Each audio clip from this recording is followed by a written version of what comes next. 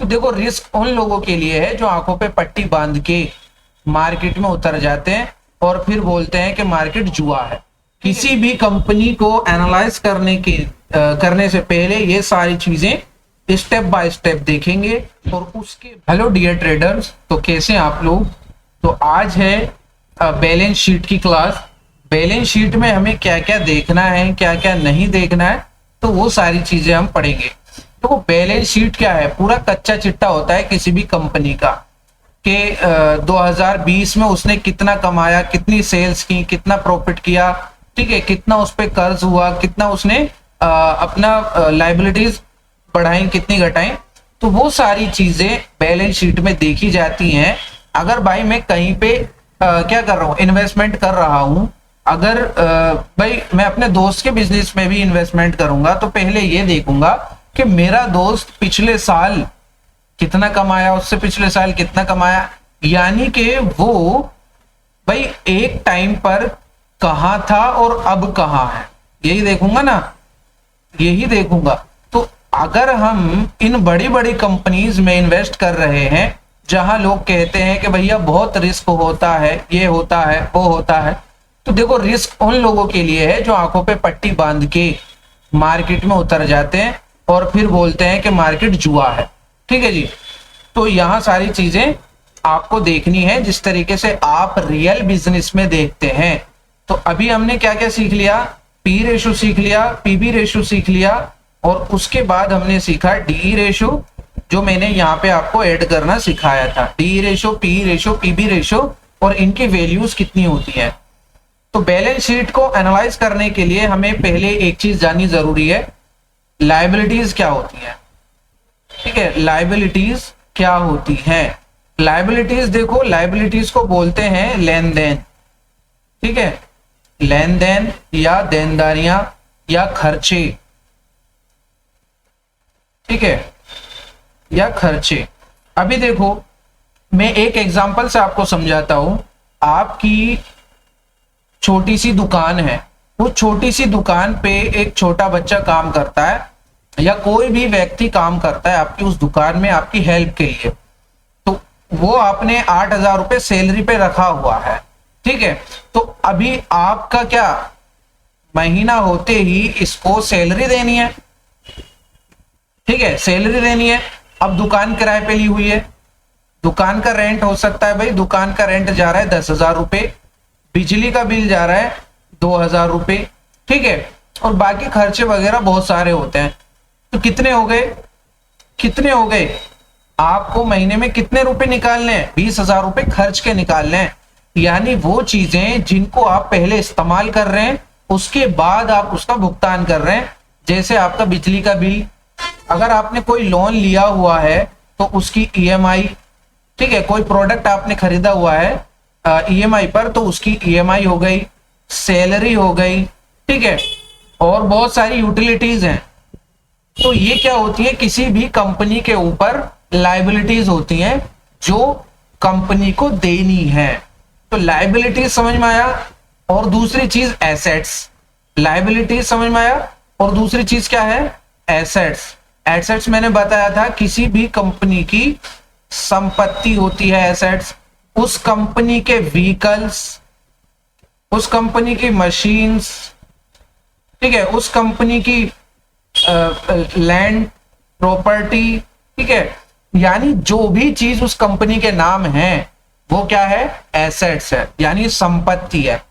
तो संपत्ति और खर्चे समझ में आया। तो अभी देखो, यहां पे आपको मैं अंबुजा सीमेंट कंपनी का जो बैलेंस शीट है उसको रीड करना सिखाऊंगा।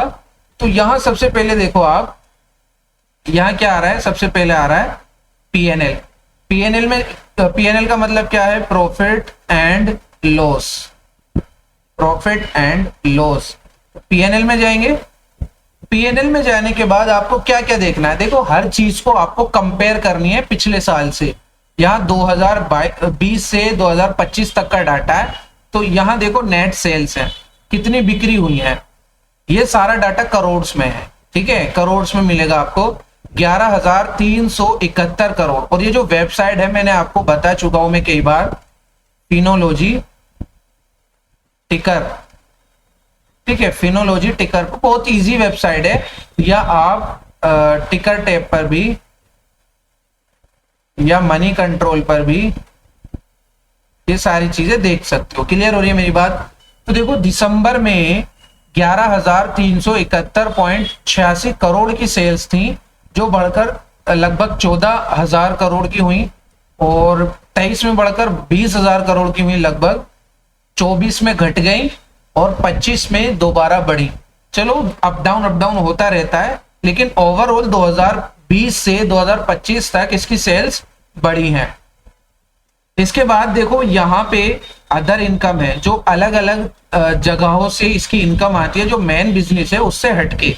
तो अदर इनकम 2020 में 372 करोड़ से घटकर 281 हुई, 23 में बढ़कर 950 करोड़ हुई। बाकी देखो अब कितनी है, लगभग 1900 करोड़ रुपए, ठीक हो गया। और यहाँ नेट प्रॉफिट आ रहा है, नेट प्रॉफिट यहाँ 1790 करोड़ से बढ़कर 3700 करोड़ रुपए बढ़ चुका है, जो हमारे लिए वेरी गुड है। और इसके नीचे आ रहा है ईपीएस। देखो ईपीएस और डीपीएस, डीपीएस में आगे पढ़ाऊंगा, ईपीएस और डीपीएस होता है रुपीज में। तो अर्निंग पर शेयर मैंने बोला था कहां पे काम आता है, earning per share P ratio निकालने के लिए। तो ईपीएस अर्निंग पर शेयर कितना था, यानी अंबुजा सीमेंट अपने एक शेयर से कितने रुपए कमा रही थी, 20 में 9 रुपए कमा रही थी, अब बढ़कर कितने कमा रही है, अब बढ़कर 15 रुपए कमा रही है। क्लियर हो गया? आपको इतनी चीजें यहां देखनी है पीएनएल में, ठीक है। और इसके बाद जब नीचे जाएंगे तो आपको दिखेगा बैलेंस शीट, ठीक है, बैलेंस शीट। अभी बैलेंस शीट में आपको सारी चीजें नहीं देखनी है, बैलेंस शीट में आपको सारी चीजें नहीं देखनी है, देख लो कोई दिक्कत नहीं है, बाकी जो मेन चीजें हैं वो मैं आपको बताऊंगा। देखो यहाँ है इक्विटी और लायबिलिटी, ठीक है, इक्विटी और लायबिलिटी। इसमें क्या देखना है आपको, टोटल रिजर्व्स, टोटल रिजर्व यानी कि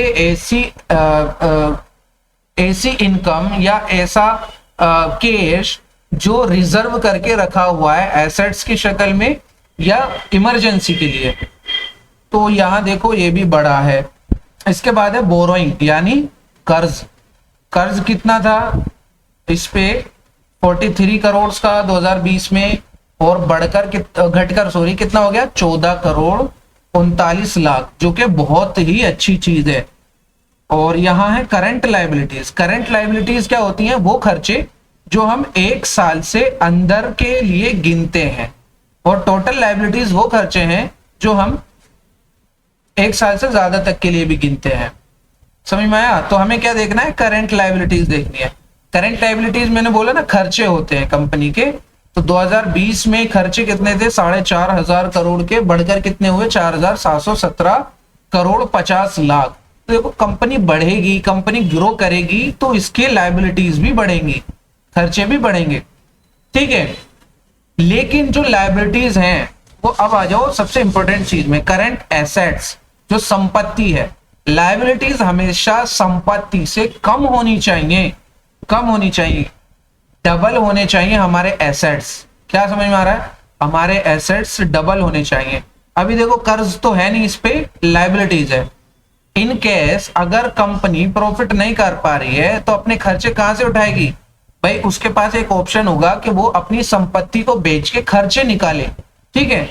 तो इतनी संपत्ति होनी चाहिए उसके पास कि अपनी संपत्ति बेचने के बाद वो अपने सारे कर्जे और सारे कर्जे और सारे खर्चे निकाल ले, और तब भी उस पे कोई संपत्ति बचे, कुछ संपत्ति बचे। ऐसा ना हो कि सारी संपत्ति उसमें चली जाए। तो अभी देखो यहाँ पे करंट लायबिलिटीज कितनी है 2020 में 4,500 करोड़, और करंट एसेट्स यहाँ पे देखो कम है, एसेट्स कम है, तो ये बहुत ही बेकार चीज है। अभी देखो यहाँ पे अब कितने हैं 9,500 करोड़ के एसेट्स हैं, और यहाँ पे 7,717 करोड़ के लायबिलिटीज हैं। जब आप इन दोनों को क्या करेंगे, करंट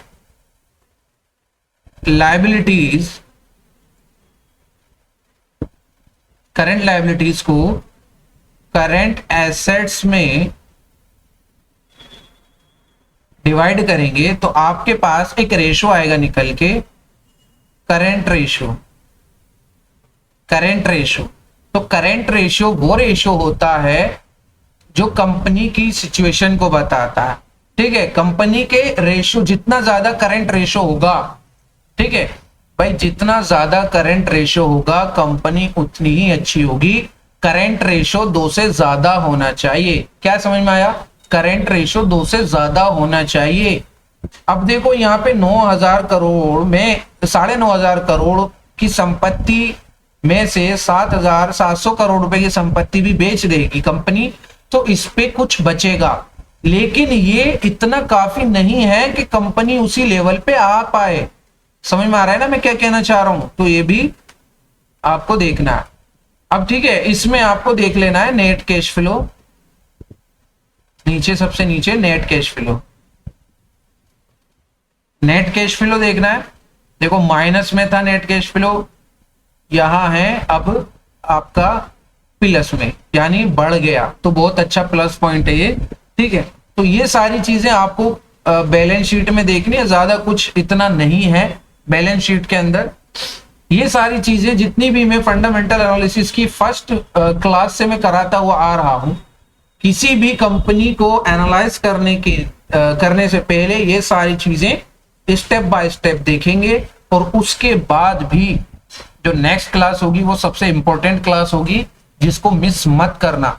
ये सारी चीजें अगर गुड हैं तो वो चीज आपको एंट्री लेने के लिए बताएगी कि अभी एंट्री लेने का सही वक्त है या नहीं है। तो वो नेक्स्ट वीडियो में हम जानेंगे, जिसका इंतजार आपको करना पड़ेगा। तो मिलते हैं नेक्स्ट वीडियो।